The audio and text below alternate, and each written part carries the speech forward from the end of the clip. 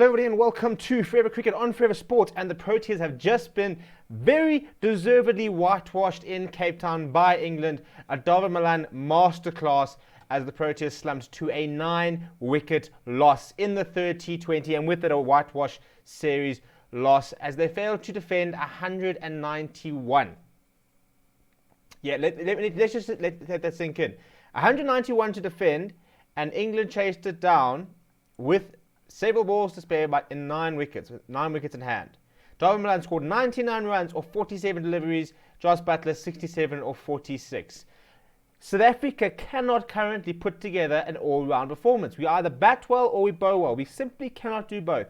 Literally, in the first T20, was probably the most all-round performance, but then was sort of undone by one really poor over. The second T20, we batted pretty poorly and then bowled ourselves back into the game. And today, you can't really say much about the batting, because when you score 191, you should be favourites to defend that, especially with our bowling attack. And you've got to feel for somebody like Rassie van der Dussen, who scored 74, 32 at a strike rate of 231, Faf du Plessis 52 of 37, a strike rate of 140, Quinton de Kock 17 of 12, a strike rate of 141, and Temu Vuma 32 of 26, a strike rate of 123. We batted properly today. You can't really pin too much blame on the batting.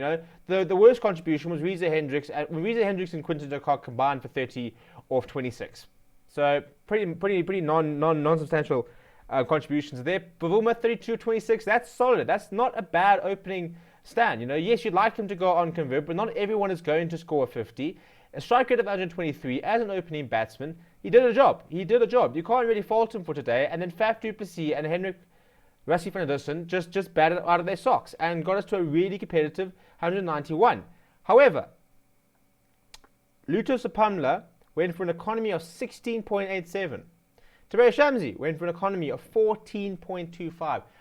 How are you expecting to try and defend that when you are so expensive? And yeah, I understand. Look, David Malan did play one of the best innings I've ever seen.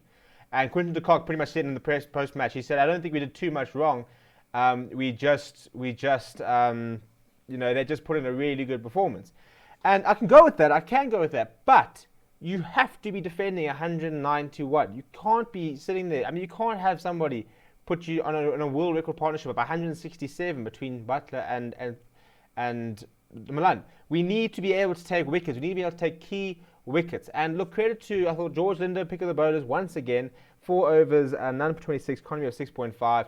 Lungi Ngidi was much better today, was much more economical, 7.6, which still isn't phenomenal, but it's a lot better. And Anurag Nokia, 4 overs, 1 for 37. Kagiso Rabada is officially out for the ODI series. He's picked up a strain and will take 3 weeks to recover, so hopefully they're hoping to have him back for the test series. But at the moment, it's 3 games where the Proteas really were in positions in every single game to win them, and you can't. And what frustrates me today is not so much the result, nor even the manner we lost it, but when you are 2-0 down in a series, it's an unassailable lead. You cannot win the series. You've batted first twice, and you've buckled twice defending. You win the toss. This is Newlands, where the teams chasing genuinely win, and you choose to bat first. I just don't understand the decision making. We are preparing for a World T20 World Cup next year. You might have to chase a target in the World T20. If you are not using examples like today, matches like today, to try and practice chasing down a target, what is the point? What value was there today in batting first and trying to go there? There was no value. I'm not going to say that you should ever try and lose a game, but today was a good opportunity to say, you know what? We've lost the series. We've now got an opportunity to really test ourselves chasing a game, because we're going to have to do that in a year's time in the World Cup. Chances are you will have to chase. And being able to chase is important. India are one of the best sides in the world because Virat Kohli is the best chaser in the world. And you need to be able to chase. You need to be able to walk out there with a scenario, with a situation, and be able to play to it and not just go out and try and dictate the match from ball one by batting first. So that was my biggest frustration today, is that we should have taken the opportunity to use this as a bit of a middle session and try and practice chasing down targets, because that's where the value is. I keep talking about how we are preparing for next year. We are preparing for the World T20 World Cup. But what I'm seeing is not much preparation. And in terms of individual players, I think Reza Hendricks is under a lot of pressure. He's had a lot of opportunities, and he hasn't come off as many times as people would probably like. I think it's definitely time to get Dave Miller back in the side. I think it's time to see Petr Quire. I think it's time to see Yanama Milan, by the way. Love to know why he isn't playing. And we need to start backing the youngsters. Why is Calvert-Lewin not getting a chance to play? You know, it's very, very frustrating that there are a lot of players there who've had quite a lot of opportunities and sort of still mingle around there. And we've got other players where we should be trying to give them an opportunity. They are the future players, and we're not. I'm really disappointed in the fact that we didn't see Calvert-Lewin at all. I'm really hoping that we do see him in the ODI series, as the same with Yanama Milan, because I think we've got a big squad. But you know, you've got a lot of fringe players, and like a Piet van Biljon, a Klaassen, these days even a Reza Hendricks. So I felt we could have rotated a little bit better and given a couple of players a chance. You know, why not today bring in Yanama Milan and Calvert-Lewin, let Yanama Milan open and give Bavuma a game off. He's not being dropped. It's called rotation. You know, he'll go straight back into the opening slot on Friday, unless Yanama Milan's not going to be the opening ODI opener.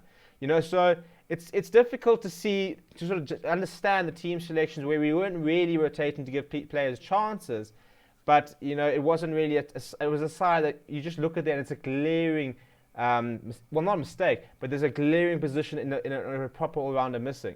And they've been alluding to the fact that you really want Dwayne Pretorius there, or I don't know what's happened with Andile Petr Quire, what the story is there, but we need to find that other all-rounder because we need to have 6 bowlers. The value of 6 bowlers cannot be overstated. You know, Tom Curran bowled 2 overs for 24 runs, an economy of 12. He only bowled 2 overs. Why? Because the economy was 12. He could do that.